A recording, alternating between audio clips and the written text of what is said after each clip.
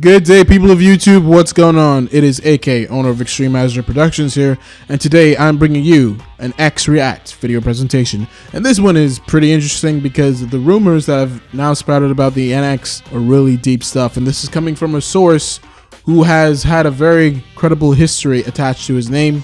He leaked things such as the Xbox Illuminum project, the PS4's engine capabilities, the fact that Pokemon XY would have a full 3D engine, amongst other things. All of his leaks have ended up being proven to be true. So, the fact that he has, like I said, a credible history attached to him, this makes these rumors about the NX all the more plausible.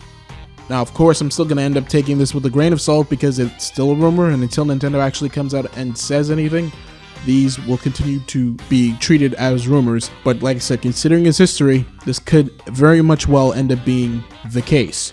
Alright, so let's go ahead and jump right into it. So I'm not going to go ahead and read the full report because it is fairly long, but I'm just going to paraphrase all the details that he gave. Now, this leaker goes by the name of Geno, and like I said, he has a very credible history, and these are the details that he has gone ahead and gathered about the NX. Now, he hasn't gone out to say exactly what the system is, but according to these details, it does look like the NX really might be a hybrid system, and that's made known from the very first feature that he listed was the fact that it will have a wireless HDMI dongle that attaches flush to the back of the device, which can then be connected to an HDMI output.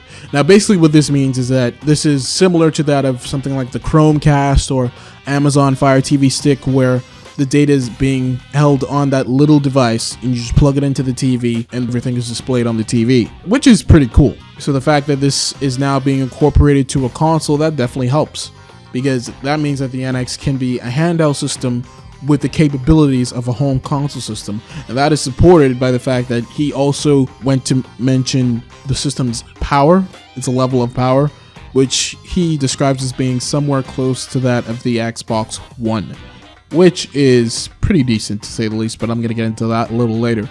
Some of the other details that he mentioned was the fact that the OS is going to be very similar to Android. It's called Nintendo OS, but it aims to create an ecosystem much like Windows 10. That makes sense because Windows 10 runs on a variety of different devices, from PCs, laptops, laptop hybrids, laptops that are convertible into tablets, as well as traditional tablets and smartphones, and of course consoles like the Xbox One. So if Nintendo goes ahead and creates an operating system that functions like an ecosystem, that means it will have cross compatibility all over the place, and the potential for that is very much huge. That means that they can really take hold of a lot of different devices at once, and if they can turn that into favor of support for the NX, that will definitely work out. And it also says that the system is meant to be very social. It's going to be able to connect to things like tablets and smartphones, to the point where you can even answer a call and type out text messages from the system itself. It'll connect to your device, then it'll take over the social features of that device, so you don't even have to switch between devices, which is pretty cool.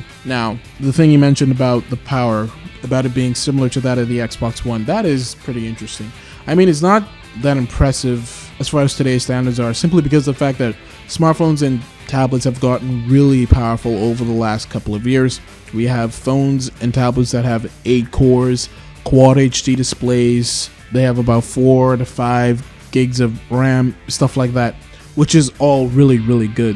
And so the fact that you can now reformat that into a handheld device, or a hybrid device, I should say, does make sense. And considering the fact that it's going to be as powerful as the Xbox One, this also ties into another detail where he said that Nintendo has made sure that the system is incredibly easy to code for, so that developers will be able to go ahead and bring in their PS4 and Xbox One projects to the system almost seamlessly, which definitely works out.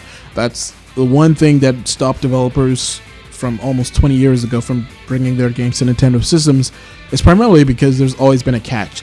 The N64 used cartridges instead of CDs, the GameCube used mini discs instead of DVDs, the Wii completely went AWOL on HD, and while the Wii U is more powerful than the PS3 and 360, its different architecture and the fact that it's not as powerful as PS4 and Xbox One have ultimately caused developers to just shy away from the system. So there's always been a catch in these last couple of years. So that if this rumor is true, that means that Nintendo has gone ahead, taking the advice of developers and have made a system that they will be able to bring their games over to fairly easily, which is good.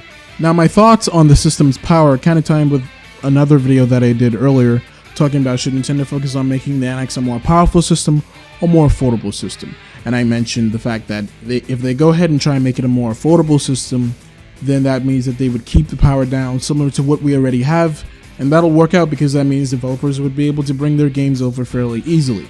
But if they go with making it a more affordable system, a more powerful system, that will help them out in the long run. So going by these rumors, it looks as if Nintendo may have gone the more affordable route in terms of making it easy for developers to bring their systems to bring their games over, while at the same time keeping the price of the system down, which is good. But if it really is just as powerful as the Xbox One, how is that going to work out in the future? Because if the NX releases late this year or next year, it's going to still find itself being in a mid-generation. Obviously, Microsoft and Sony aren't ready to talk about their next systems yet, and I still don't know if this generation is going to last as long as the 7th, but if it does, then the NX could still have a chance, because it would get about maybe 4 years before the next Xbox and PlayStation come out. But if this does end up being a shorter generation, then we could potentially start hearing about the new systems maybe 2 years from now,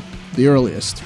So if it really is just as powerful as the Xbox One, I'm just wondering how is that going to translate to the future? Is it going to still be capable enough to run the games of tomorrow, just as it's capable enough to run the games of today? So that's definitely something that worries me from these rumors. But putting that aside, everything else I'm pretty excited about, because a hybrid system does make sense. It's still a very popular thing in Japan, but as far as worldwide goes, handhelds are just not as popular as they used to be, simply because of the fact that everyone is now gaming on a smartphone or tablet. So for Nintendo to go the hybrid route, that would ultimately make sense, because that means they could still have home console experiences while at the same time they don't have to give up their handheld franchises like Pokemon, Fire Emblem, amongst so many others. So it should be interesting to see if this does actually end up being a hybrid. I would definitely buy it. I have no problems with buying a hybrid system. I think it would be pretty cool to be able to go out, play my games, come home, put the dongle inside the TV, and just have a nice regular gaming experience without any distractions. I think that would be pretty cool. Or to be able to play some home console games while you're away from the TV. Like, I would love to play titles like Xenoblade Chronicles X even when I'm not home, simply because that's the kind of game where you will just have to put a lot of hours into it. So it's good to be able to do it in short bursts during times when you're not as active, like maybe riding on a bus or something like that. So I think it is pretty cool if they do end up going the hybrid route. But anyway, it should be very interesting to see exactly how this whole rumor turns out, and this is definitely something I'll be keeping my eye on. Of course, E3 is just 3 short months away, so all of our answers will finally come to a solid conclusion. Nintendo has spent almost a year being silent. It's time to get up, start talking, Nintendo. Let's stop talking about rumors and start talking about facts. Of course, I want to thank you for watching the video. If you liked it, please make sure to give it a thumbs up. And check out the rest of my channel. I have a lot of different videos that I definitely think you're going to enjoy. And of course, click that subscribe button, show support.